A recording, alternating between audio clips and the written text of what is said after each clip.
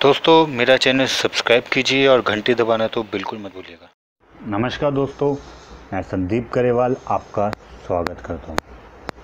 दोस्तों, एक संडे सुबह की बात है। बाप और बेटी बैठकर टीवी देख रहे थे। पिता को अपनी बेटी पे प्यार आया तो उसने प्यार से सिर पे हाथ रखते हुए अपनी बेटी से कहा कि बेटा, मैं तुम्हारे लिए एक ऐसा राजकुमार ढूंढूंगा जो तुम्हें हमेशा खुश रखे, हमेशा तुम्हारी हर एक ज़रूरत का ख्याल रखे। बेटी ने ये सुना, खुश हुई और उसने अपने पापा से पूछा, पापा, क्या मेरे नाना जी ने भी यही सोचा था? तो आप तो उनके अच्छे राजकुमार नहीं हैं। आप तो हमेशा मम्मी पे चीखते रहते हैं, चिल्लाते रहते हैं, उनको डांटते रहते हैं और उनसे कभी प्यार से बात भी नहीं करते। तो क्या नाना जी मेरी मम्मी के लिए राजकुमार ढूंढने में सफल नहीं हो सके? ये सुनकर उसके पिता एकदम शॉक रह गए, एकदम थने रह गए कि ये क्या पूछ लिया। दोस्तों, यही सवाल आज मैं आपसे पूछता हूँ। दोस्तों, हमें कि भी हमारी भी अगर मैरिड लाइफ अच्छी है, अगर आप वो राजकुमार बन सके जो उस बेटी ने सवाल किया था, तो मैं आपको कॉन्ग्रेचुलेशन करता हूँ कि आप सही जी रहे हैं। लेकिन अगर आप नहीं बने तो डेफिनेटली आपको सीखना चाहिए। दोस्तों, हमारी ये गलत धारणा है, या हम ये कह सकते हैं कि हम पता नहीं क्यों हमें ये लगता है कि हमें सब कुछ पता है या हम सब कुछ जानते हैं, हमें कोई चीज़ सीखने की ज़रूरत नहीं है। दोस्तों, डॉक्टर अगर बनना है तो कम से कम 25 साल की पढ़ाई है, तब जाके डॉक्टर जो है वो ऑपरेशन करने के लिए या दवा लिखने के लिए तैयार होता है, ना कि वो कहता है कि नहीं मेरा बाप डॉक्टर है तो मैं भी डॉक्टर हूँ।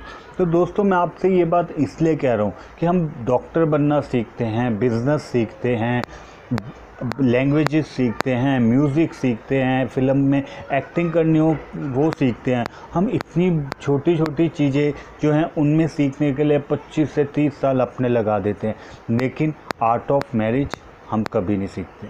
हम कहते हैं हमें आता है। आर्ट ऑफ पेरेंटिंग हम नहीं सीखते, हमें लगता है हमें आता है।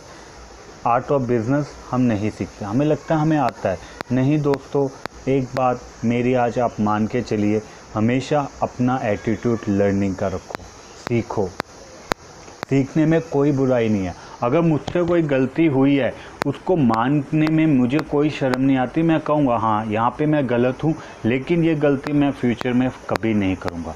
लर्निंग एटीट्यूड रखिए दोस्तों, सीखिए। मैरिज करना बहुत ही बड़ी जिम्मेदारी है, ये ऐसे ही नहीं आ जाती कि आपने डिसाइड किया कि मैं एक शादी कर लूँगा, बच्चे पैदा करूँगा और मैं सब कुछ सीख गया।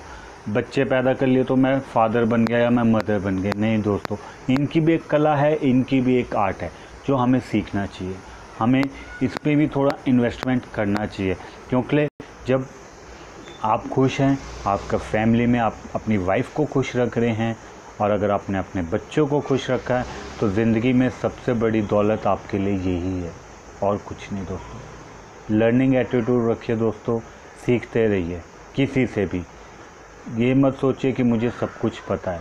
ये सोचना, खड़ा पानी गल जाता है, सड़ जाता है, चलता पानी कभी नहीं सड़ता। तो दोस्तों, सीखते रहिए।